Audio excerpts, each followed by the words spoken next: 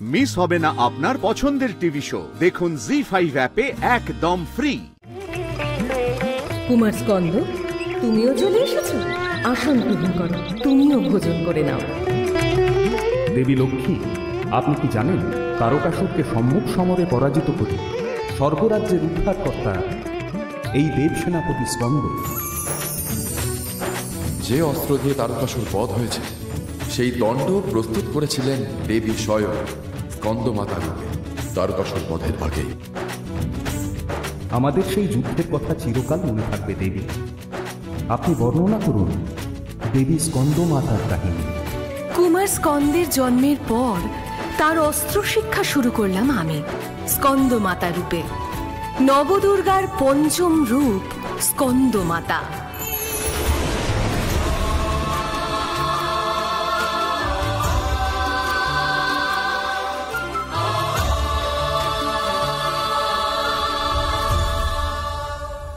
সাধু সাধু। দেবী স্কন্দমাতা পুত্র স্কন্দের শিক্ষা সম্পূর্ণ হয়েছে।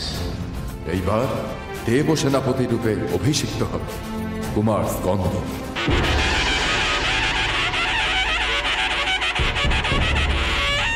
কি ভেবেছে দেবতারা কুমার স্কন্দের মতো এক বালক এই মহাশক্তিমান তারকাসুরকে বধ করবে?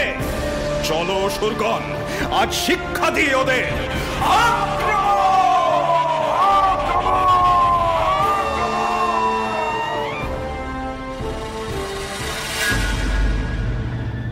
পুত্র কার্তিকেয় ধ্বংস করো, ধ্বংস করো অসুরদের।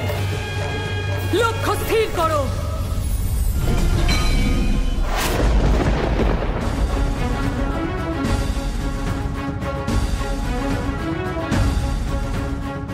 আমাকে এখনই নিজের শক্তি দান করে কুমার স্কন্দের জন্য উপযুক্ত অস্ত্র প্রস্তুত করতে হবে।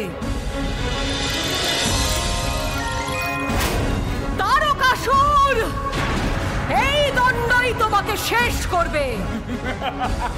আমার পুত্র তোমার বিনাশ করবে আজ। কুমার স্কন্দ, কুমার, তুমি এই অস্ত্রেই নিধন করো ওই অসুরকে।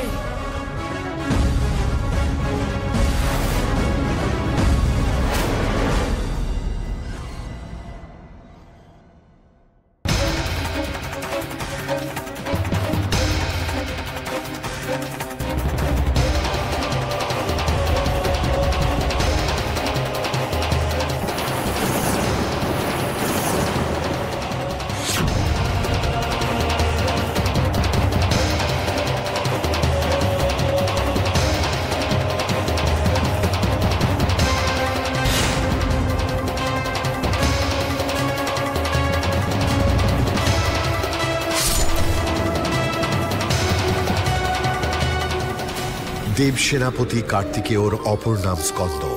কুমার স্কন্দের মাতা বলে এই রূপ স্কন্দমাতা বলেই পরিচিত। দেবী স্কন্দমাতা চতুর্ভুজা, ইনি সিংহবাহিনী, পদ্মফুলের আসনে আসীন। জি5 ডাউনলোড করুন আর সব এপিসোড দেখুন একদম ফ্রি।